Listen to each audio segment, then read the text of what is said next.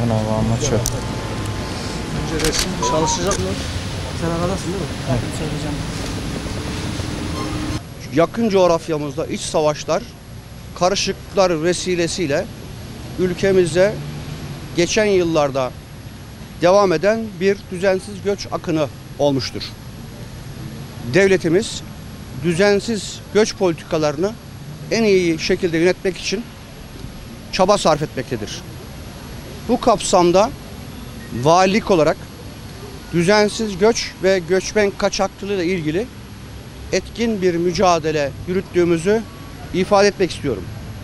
Nitekim son bir yıl içerisinde 52 operasyon düzenlenerek 89 organizatör yakalanmış. Yakalanan organizatörlerin 21'i tutuklanmış, 36'sı ise adli kontrol şartıyla serbest bırakılmış ve adli işlemleri devam etmektedir. Ayrıca bahsi geçen operasyonlarda 705 düzensiz göçmen yakalanarak geri gönderme merkezlerine teslim edilmiştir. Arkamızda gördüğünüz mobil göç noktaları uygulaması İçişleri Bakanımız Sayın Ali Yerlikaya'nın talimatlarıyla 4 Aralık 2023 tarihinden itibaren göreve başlamıştır. Mobil göç noktasının amacı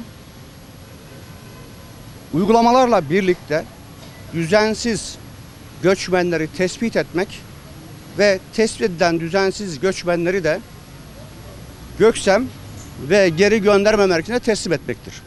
Hepinizin bildiği gibi ülkemiz aynı zamanda çok turist alan bir ülke olması vesilesiyle her gördüğümüz yabancının düzensiz göç olmadığını da hatırlatmak istiyorum.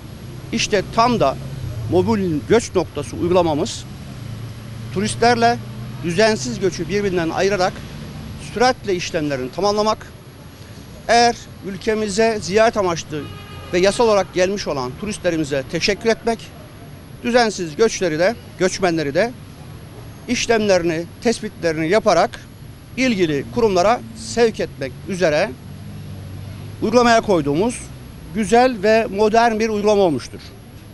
İlimizde mobil göç noktası araçları ile 24.196 yabancı kontrol edilmiş. Bunlardan 516'sının düzensiz göçmen olduğu tespit edilerek geri gönderme merkezine teslimleri gerçekleştirmiştir. Ayrıca göreve başladıktan sonra Göksemleri de faaliyete geçirdik. Düzensiz göçmen ön kabul ve sevk merkezi, ki bu merkez tespit ettiğimiz düzensiz göçmenlerin geri gönderme merkezine gönderilinceye kadar ara sürede geçecek süre içerisinde misafir edildikleri, işlemlerin ve kontrollerinin yapıldığı alanı ifade etmektedir. Bu da şu an için faal hale gelmiştir. Buradan tüm Malatyalı kardeşlerime düzensiz göçle mücadelede kararlılıkla işlemlerimizi yaptığımızı ve şehrimizde geçici koruma altında bulunanların dışında kayıtsız hiçbir düzensiz göçmenin kalmaması için güvenlik birimlerimiz yoğun bir çalışma yaptığını sizlerle paylaşmak istiyorum. Son derece donanımlı, içinde teknik sistemlerimizin olduğu, sorgulama yapabildiğimiz güzel bir mobil aracımız ilimizde hizmetine devam edecek. Zaman zaman yerini değiştirerek, sabit noktada tutmayarak denetimlerimizi ve kontrollerimizi artarak devam ettireceğiz. Yakaladığı yabancı şahısları yapmadığımız cihazından daha sonra kayıtları var ise sistem sunduğunun yasal değilse, yasalsa servis bakıyoruz, yasal değilse Göksem birimine teslim ediyoruz.